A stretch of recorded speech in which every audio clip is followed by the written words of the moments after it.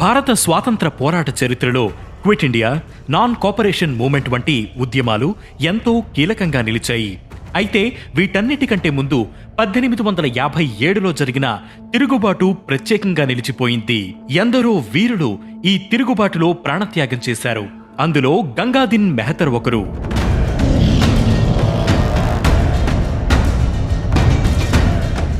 గంగు బాబాగా కూడా పిలిచే ఈ యోధుడు తన పోరాటంతో బ్రిటిషర్ల వెన్నులో వణుకు పుట్టించాడు.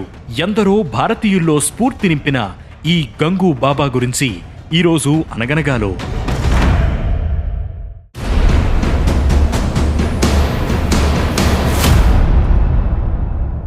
ఉత్తరప్రదేశ్లోని కాన్పూర్ సమీపంలోని బిధూర్ గ్రామంలో ఓ పేద దళిత కుటుంబంలో గంగు బాబా జన్మించారు.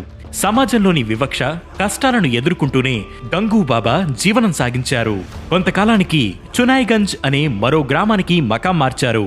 చిన్నతనం నుంచి రెజ్లింగ్ పై గంగు బాబాకు ఆసక్తి ఉండేది.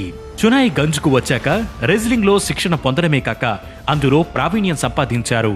కుస్తీలో నేర్పరి కావడంతో స్థానికంగా అతను బాగా ప్రఖ్యాతి పొందారు. అయితే స్వాతంత్ర పోరాటంలో ఆయన ఎంట్రీ మాత్రం నానాసాహెబ్ తిరుగుబాటు ప్రారంభించాకే జరిగింది. బ్రిటిషర్లపై తిరుగుబాటుకు సన్నాహాలు చేస్తున్న నానాసాహెబ్ ఓసారి అడవి మీదుగా వెళ్తుండగా భుజంపై ఓ పులి కలేబరంతో వెళ్తున్న గంగు బాబాని చూసి ఆశ్చర్యపోయారు. సునాయాసంగా ఎలాంటి ఆయుధాలు లేకుండా ఓ పులిని చంపి దానిని భుజాన వేసుకుని వెళ్తున్న గంగు బాబా వీరత్వానికి ఫిదా అయ్యి తన సైన్యంలో చేరమని కోరతాడు. ఇందుకు గంగు బాబా సంతోషంగా అంగీకరిస్తాడు. 1857 జూలై 19 అప్పటి వరకు ఓ కుస్తీ వీరుడుగానే గంగు బాబాని చూసిన ప్రజలకు ఆ రోజు మరో కొత్త కోణం కనిపించింది. బ్రిటిష్ సేనలు బీదూర్లోని నానాసాహెబ్ కోటను ఆక్రమించేందుకు ప్రయత్నించగా నానాసాహెబ్ సేనలు అడ్డుకున్నాయి. ఈ క్రమంలో గంగు బాబా వీరోచితంగా పోరాడాడు.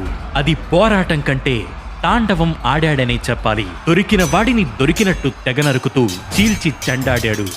150 మందికి పైగా బ్రిటిషర్లను మట్టుపెట్టడంతో తెల్ల దొరల సేనలు వణికిపోయాయి. బ్రిటిషర్లపై గంగు బాబా చేసిన ఆ పోరాటం చరిత్రలో నిలిచిపోయింది.